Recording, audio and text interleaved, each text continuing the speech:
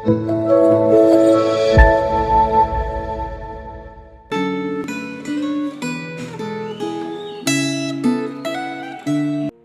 saudara-saudara yang terkasih di dalam Kristus. Kiranya sukacita, damai sejahtera, dan berkat yang limpah dari Allah Tritunggal senantiasa menyertai kehidupan saudara-saudara yang setia membaca dan merenungkan kebenaran sabda Tuhan. Mari kita akan melanjutkan perenungan refleksi Gema pada hari Minggu 5 Februari 2023 ini dengan sebuah tema menjauhkan dewa-dewa asing. Terlebih dulu kita masuk di dalam doa sebelum membaca dan merenungkan sabda Tuhan.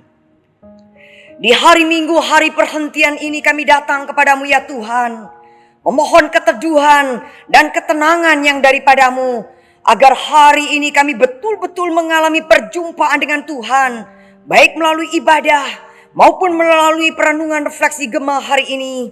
Oh Tuhan, penuhi kami dengan kebenaran sabdamu, agar hidup kami di dalam dunia yang sementara ini adalah sebuah kehidupan yang limpah, kehidupan yang punya makna untuk menghadirkan nilai-nilai kerajaan Allah di dalamnya. Di dalam nama Kristus, satu-satunya Allah yang hidup, kami berdoa. Amin. Saya akan membacakan kitab Kejadian pasal yang ke-35 ayat 1 sampai ayatnya yang ke-7 saja. Demikian sabda Tuhan.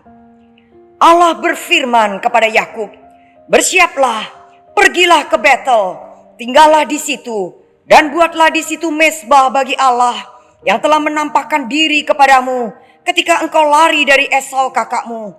Lalu berkatalah Yakub kepada seisi rumahnya dan kepada semua orang yang bersama-sama dengan dia, "Jauhkanlah dewa-dewa asing yang ada di tengah-tengah kamu, takhirkanlah dirimu dan tukarlah pakaianmu. Marilah kita bersiap dan pergi ke Betel. Aku akan membuat mezbah di situ bagi Allah yang telah menjawab aku pada masa kesesakanku dan yang telah menyertai aku di jalan yang kutempuh." Mereka menyerahkan kepada Yakub segala dewa asing yang dipunyai mereka dan anting-anting yang ada pada telinga mereka. Lalu Yakub menanamnya di bawah pohon besar yang dekat Sikem.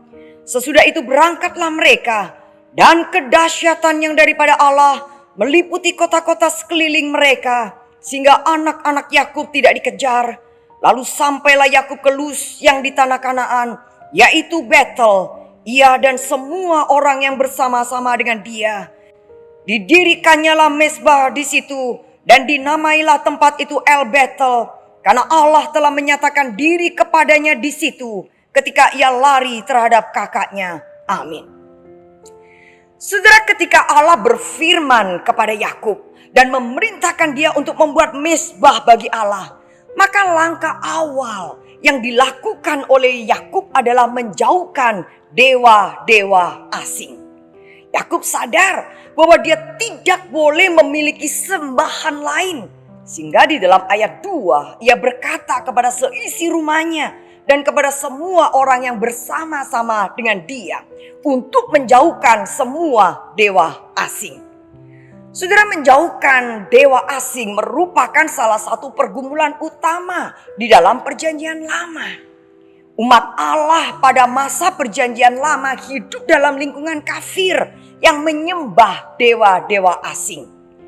Pergaulan dengan penduduk asing yang tinggal di sekitar mereka membuat mereka seringkali tertarik untuk mengikuti dan mencontoh kebiasaan menyembah dewa-dewa asing.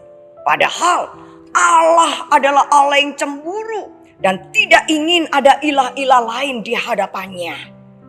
Saudara, tampaknya Yakub menyadari bahwa di keluarga Laban mertuanya masih ada praktik penyembahan kepada dewa-dewa asing.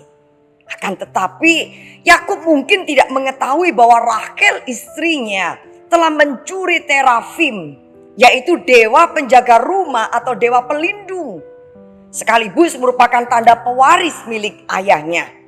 Maka di dalam Kejadian pasal 31, saudara-saudara, masalah pencurian terafim oleh Rahel istrinya itulah yang ternyata membuat Laban mengejar Yakub dengan rombongannya yang telah meninggalkan keluarga Laban tanpa pamit.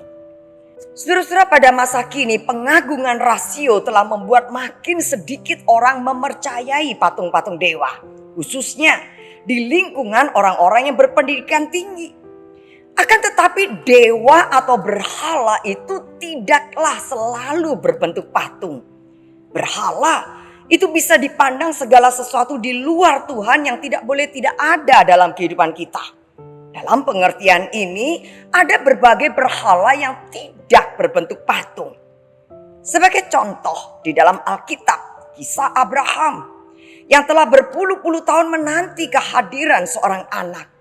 Maka kelahiran Ishak, anak laki-laki Abraham yang lahir dari rahim Sarah, itu bisa menjadi berhala bagi keluarga mereka.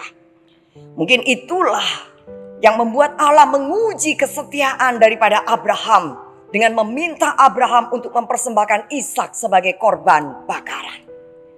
Di dalam perjanjian baru ada seorang muda yang datang kepada Tuhan Yesus untuk menanyakan hal apa yang harus ia perbuat untuk memperoleh hidup yang kekal.